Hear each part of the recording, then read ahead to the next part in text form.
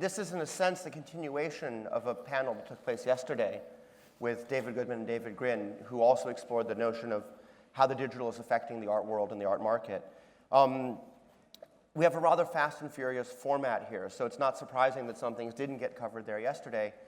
And two things that were relatively absent from that conversation were galleries and museums and institutions, which interestingly is where most of us see art. And so I think one of the things that we'll do in this panel today is to really look at where the role of the digital is in the evolution of galleries and evolutions of museums.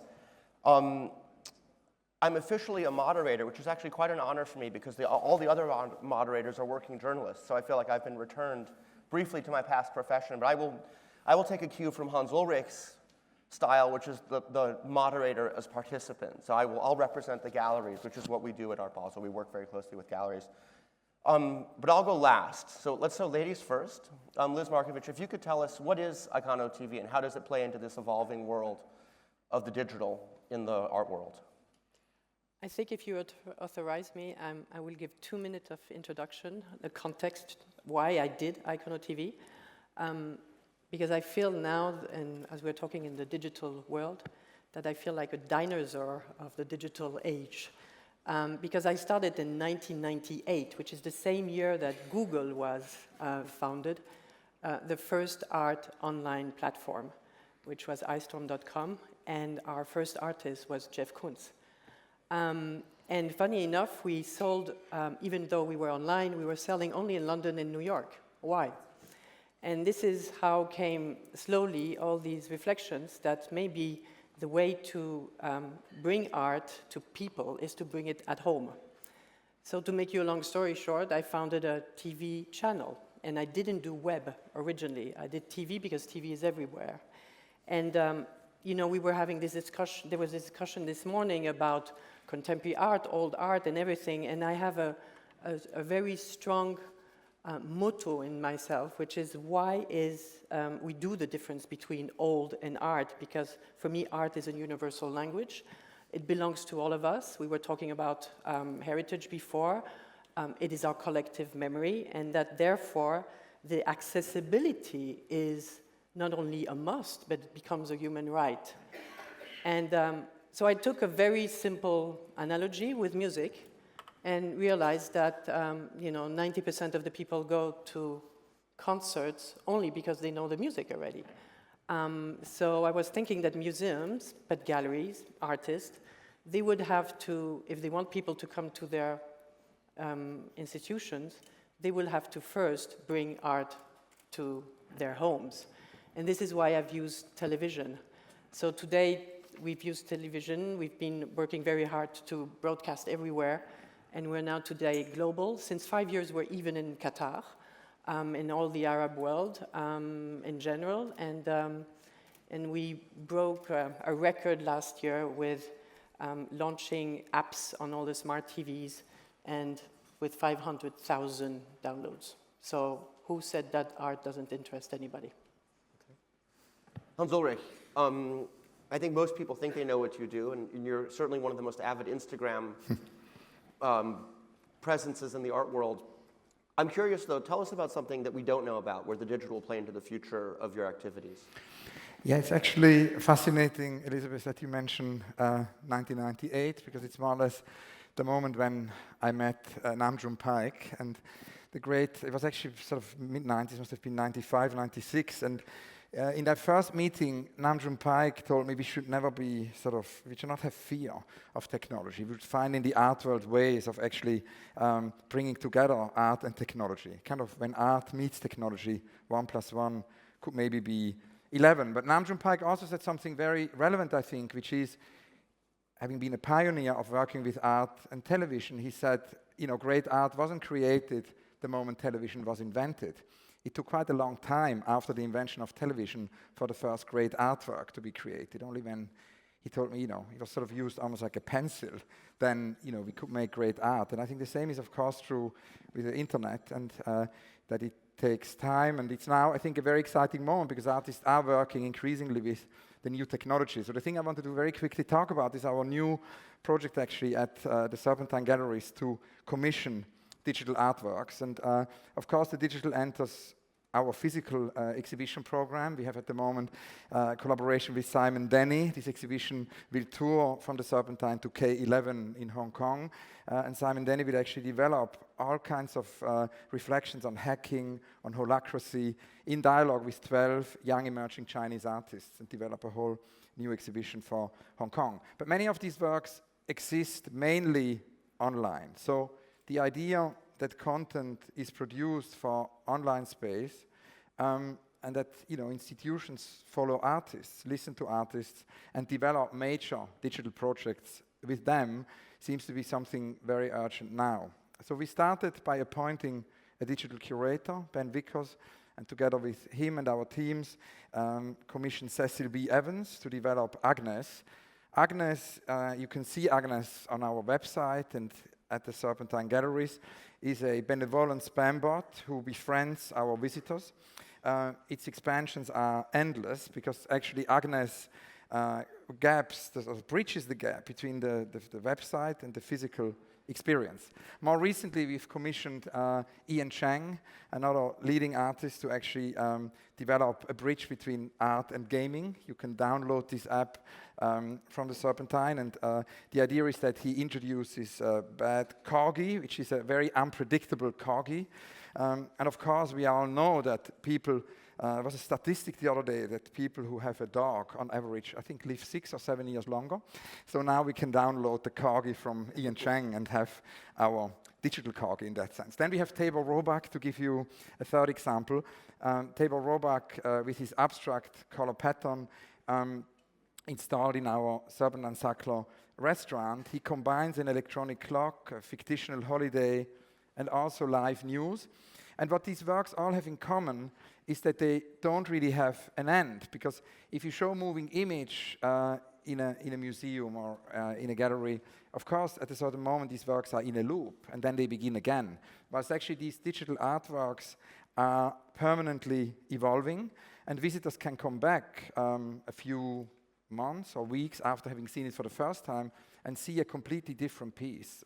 And that can go on for many years or many decades. And obviously, whenever we do an exhibition, it's a very sad moment when the exhibition comes down and, then goes away. So that's one of the great things with these digital commissions. They're there for good, and all these works I've been describing are there for the next couple of decades. Great. So now I'll switch from my role as moderator to participant, and I'll talk a little bit about what Art Basel has done within the digital.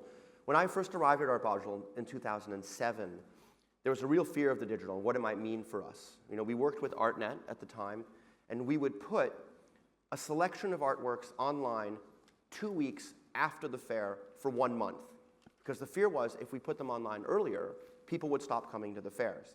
Now, as Georgia was discussing yesterday, as Vim was discussing yesterday, what we've seen, not only in museums, but in every other form of culture, is that actual social engagement leads to more physical presence, not to less physical presence. But that was a learning that had to be taken. I'm going to jump 8 years forward to now. At this point, within the online catalog at Art Basel, within the app, you have more than 10,000 artworks from the last 3 fairs. Several thousand more will be added for the Art Basel Hong Kong Fair, which starts a week and a day from today. And then in June, another few thousand. So what you're looking at is a situation where we're having a few works online for 2 weeks, for 1 month after the fair, to a situation where by the end of this year, you'll have something like 20,000 artworks online from the last 6 Art Basel fairs, permanently. And why did we do this? I think because we realized that the digital presence of artworks online has a dual effect. One is it creates a lot of momentum ahead of the fair. You can see what's coming, and you can get excited about it, you can tell your friends. And the other is because you have a long tail effect, in the sense that because the work is still present, people who didn't see a work at a fair or didn't come to a fair can discover it nonetheless. So from the standpoint of our clients, which is to say the galleries, it's very, very valuable. Another thing we've embraced heavily is social media. Across Twitter, Facebook, and Instagram, we have more than 1 million followers, which is to say 5 times as many people as actually attend the total of all 3 fairs. So in a sense, and obviously there's overlap because some people have accounts on all 3 platforms, but at a very minimum, there are tens, if not hundreds of thousands of people who are following Art Basel actively and yet never come to the shows. But one day they will. you know? And as an artist, maybe it's they're drawing inspiration. And yet, as much as we've embraced the digital, and I think within the art fair world, we're very much at the forefront here, you should not ignore the physical. And here I'm going to look at, again, to our clients, which is the galleries. We are at a moment where galleries are not replacing the digital with the physical, but actually amplifying the physical. I'll take Los Angeles as an example. I'll hop ahead to the next panel. In a sense, Los Angeles is a place where, first of all, the galleries that were really very strongly present, galleries like Blum and Poe, Kordansky, Suzanne Villemetter, et cetera, got much larger spaces. And then you have major international players like Spruth Magers and Hauser Wirth and Schimmel, who just opened within the last 10 days, immense spaces there, as well as people who are at a next much younger level like Michel Macaron. So, you know, one can say the digital is replacing the physical, but the fact is that galleries are expanding their physical presences not only in the cities where they started, but also in new cities. So again, I think this shows in which the way the digital and physical do not replace each other, that the digital does not replace the physical, but rather amplifies it and creates more of an audience. So in a sense, all the fears were unfounded. Now, why is this? I would say because buying art is not a human need, it is a human desire. So the art market is a market that's based on perception, it's based on seduction, but it's also based on trust. David Goodman was talking yesterday about Sotheby's online efforts. There's one major difference between when a gallery sells an artwork and when an auction house sells an artwork, which is that a gallery, if they're working with the primary market, cares where the artwork goes. It's called placement. You place your artist's major works in major collections, or you try to. You want your work to go to Dacus and not to some unknown speculator who's going to flip it 18 months down the road at auction.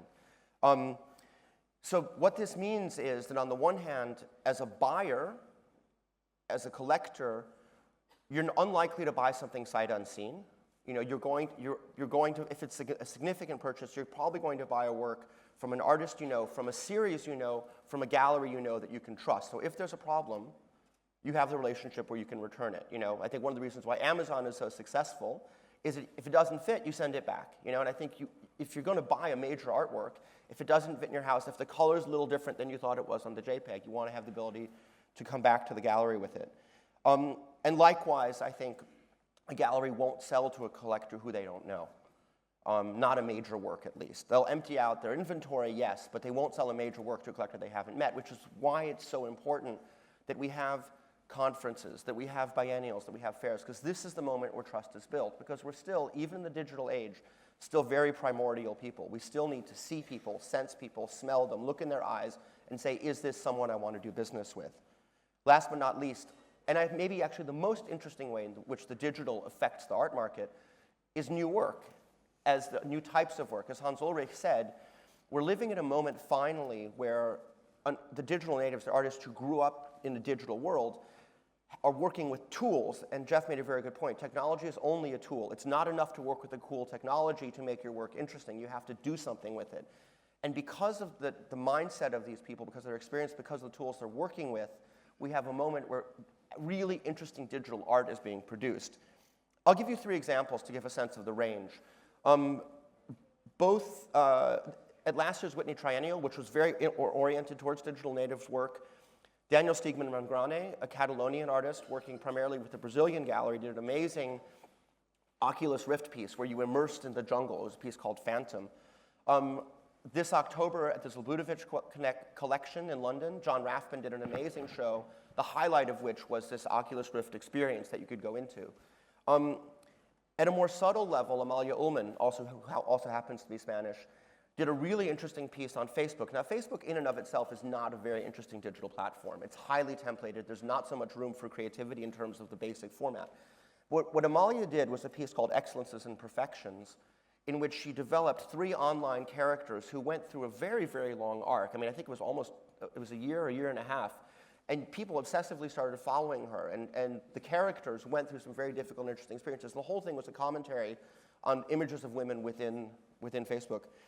Finally, last but not least, Camille Henrot, a piece called Grosse Fatigue, which I had the pleasure of seeing at Tony Salame's collection when he opened it in Beirut. Camille Henrot's piece, Grosse Fatigue, is very, very interesting. I hope many of you have seen it. What's interesting about it is it could have been done any time in the last 40 years from a technical standpoint. But what happens is that you're watching it and you see screen upon screen upon screen upon screen open with voiceovers. And the effect is, and I think this is a piece that could have been done in the last 40 years, but wouldn't have been as well received until the moment where we're all living with 7 different screens open on 3 different devices. I think the audience had to be shaped by the mindset of the digital world in order to receive this piece in the way that it did. Now, a question for Liz Markovich. The art world thinks of itself as avant-garde, but as you've approached galleries and museums, what sort of reactions have you had? Regarding the TV? Yeah. At the very beginning, they were all very skeptical, because when I started in 2005, which is another birth of it was the birth of YouTube, the word digital, nobody understood it. And today, still nobody understands what is stream. But now, at the beginning, they thought, okay, if I'm having a website, I am digital, right. And I don't need more. So it took time, it took education, and now we are there. They understand. And I think what they understand is that what we're bringing, because what they do, museums do a fantastic job when it comes to bring information on their website. There is no doubt about that. But we are before. We allow the viewer to just observe. We don't talk, as you saw maybe before. So it's really this observation, which I'm convinced, like in music, this is how it brings people to the concert, and this is the way you can interact with, bring people to the museums, then maybe, the galleries, and then make them become a thing. We've been, until now, focusing on 2D. Everything is high quality, it's all in HD. We now are launching, you were mentioning Oculus Rift. We're now mentioning starting with the 3D experience, and we're allowing galleries, museums, art fairs, artists to contextualize the thing in a 3D environment and allow people later to take their Oculus Rift and dive into it, which is the joyful part, because it can be then later the audience diving into it. And curators, because art is about curating. On that note, let me ask Yeah. Hans Ulrich. You're a notoriously inveterate traveler, which in theory means you shouldn't, that you're seeing everything. And yet, I'm curious to know how, in your daily practice of curation, especially of research, the digital plays a role.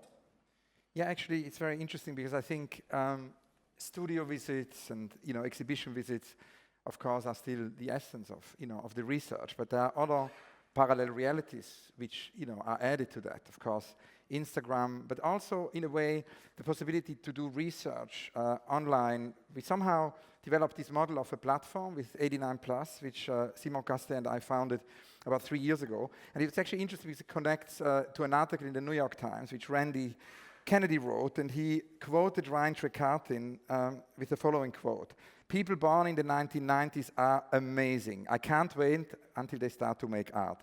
So we read this article and we felt, in a way, there was almost no one we knew born in the 90s in terms of art practice, and we wanted to change that. So we started a research project mapping this generation of artists who actually grew up with the internet, because it's, of course, 1989, the year when Tim Berners-Lee invented the idea of a World Wide Web. And it's interesting that you ask about research, because initially, Tim Berners-Lee actually called the World Wide Web Inquire.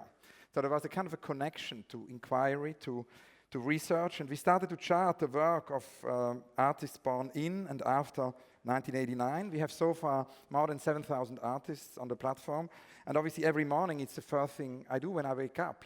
I look at new submissions, and they can come in from anywhere, and it allows us to see work from artists who don't live in cities, who live in villages, very remote villages. It really opens up the research. So in a way, of course, we also start to see patterns, because looking at these 7,000 artists, it's patterns of a generation we want to see. And I think that sort of generation thing is interesting. It was Galbraith, John Kenneth Galbraith. He once said this great sentence: "Change comes not from men and women changing their minds, but from change from one generation to the next." And if we look at the patterns, in these artists of the 89+ projects, for example, one of the patterns we saw is a really strong interest in this phenomenon of the filter bubble. The filter bubble as a mechanism where algorithms actually select contents which you might want to see, which are connected to your predilections. And that obviously, in the long term, eliminates all kinds of contradictory viewpoints and isolates you. So the filter bubble creates an isolation. And we can see actually that obviously goes against what the idea of the World Wide Web was at the beginning, when Tim Berners-Lee wanted actually have something which is an open system of knowledge, and so it's closing down. And we see many artists resisting that, actually preserving the web, as a democratic tool, preserving this idea of, I think it was Tony who said before, art as an expression of freedom, and I think that is a very important aspect. So we created an exhibition out of that phenomenon called the filter bubble, and in a way, it allows us to do research we couldn't have done before. We have a little bit, we have actually a few minutes for questions. I have some more follow-ups, but if anyone has questions now, please raise your hand and let them bring over a mic to you. In the front row, Lisa Schiff.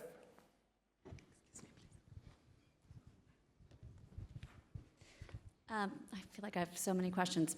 One maybe would be if you guys could comment on copyright law, because I feel like the internet for the art world is primarily images, and I just wonder what you think about the role of the artist in this and the market.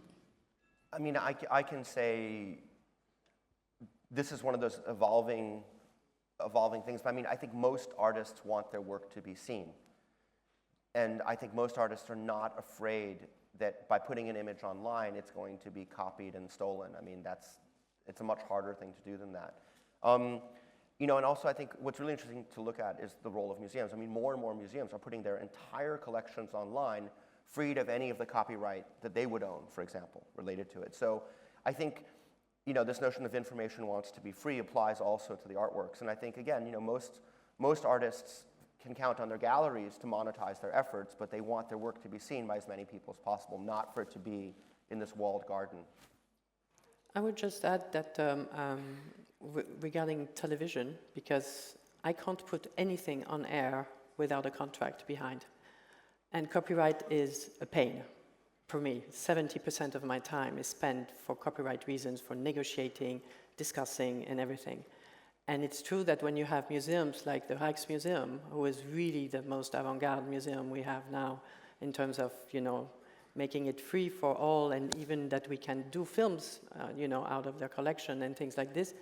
And Mark is totally right. Young artists and the artists that are supported by Hans Ulrich, the 18-9+, they want their art out there. So they are very easy to convince.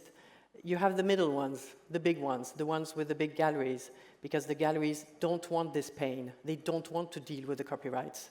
So they prefer to tell me no, than rather trying to find a solution. So I think the problem is there in terms of copyright. And then, of course, with commissions, when new work gets commissioned, for example, with Ian Cheng, with the app, we had long conversations with the artist, and there it's very important that is almost part of the piece, how it is actually copyrighted or not copyrighted, is it free, is it not free?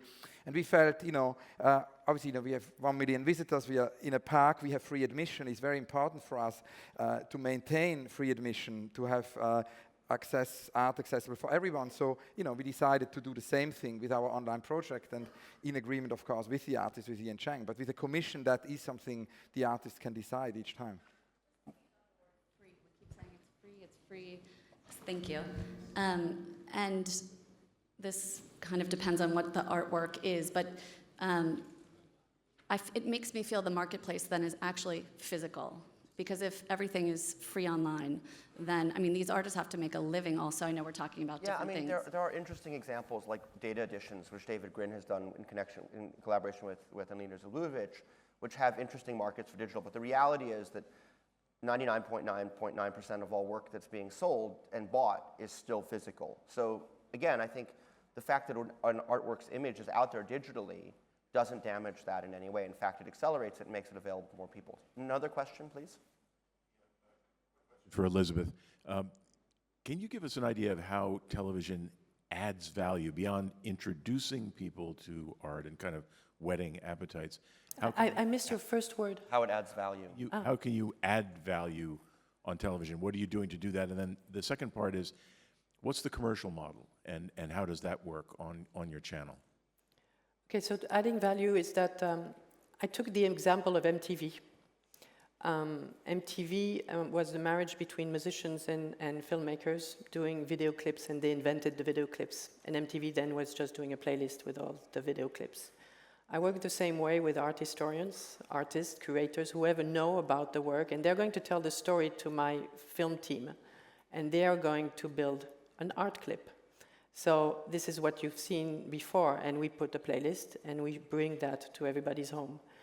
I honestly think if you take the example of Google, for example, they do a fantastic work with their, the whole archive that they're doing and everything. They did a demonstration on the 29th floor where they were showing, because it's their icon for their demonstration, a Bruegel painting, which is their harvesters. And you see the details only, if you zoom in. And you do it, discover that thanks to the Google staff. Meaning if you would have discovered this work on your own, you would have never discovered the detail they're trying to highlight, even though it's extraordinary. What we do here is that, a journalist said one day, a very nice image, we take your eyes by the hand and we show you where to look at, and then give you this wish to go and do the experience. Martin Roth was talking about the aura. There is this aura. What we allow people is to observe first, feel comfortable with the work, exactly, to go and then face the work. You need courage to go to a museum.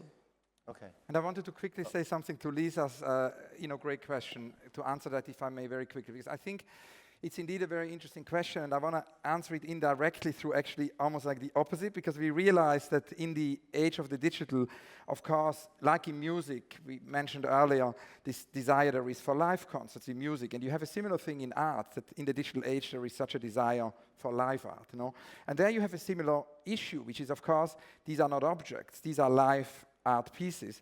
And that means that maybe for such works also to survive and to actually exist in 50 or 100 years, because they're not object, it needs a new model of, philanthropy. It needs actually somebody who enables a live piece to be performed every single day for the next 50 or 100 years. And I think we can then come back to digital art, because if you think about such digital artworks, they continue to be programmed, they continue to evolve. So it's not something which is there and then ends, and that means we need new models of philanthropy which actually allow an artist to work on it for the next 20 years and continue to make research. And it was interesting because Jeff said something wonderful today when he says it's about art becoming like life, And in a way, that's very true for these digital works. They are becoming in a way like life, and so they need to be supported. Okay, we're officially in the red zone, which means we have 0.0 seconds. A final thought, maybe. You said it needs somebody to fund this. I think it actually could be some bodies, because I think one of the notions that you have with the digital is also the crowdfunding. So it's quite possible that the future collector of digital work will not be a single person, but tens, if not thousands of people who will allow its creation and then enjoy its presence. And then I would say one of the interesting things when you look at the art world is we have more and more and more and more work, more and more images, and what that means is that we have more and more of a need for curators, whether those people are famous curators like Hans Ulrich, or individuals who just happen to have a great eye for how to cut this information together, because nobody can look at it all. And on that note, I will leave the stage and turn you over to Rachel Donadio for the next panel. Thank you very much. Thank you, Mark. It's good.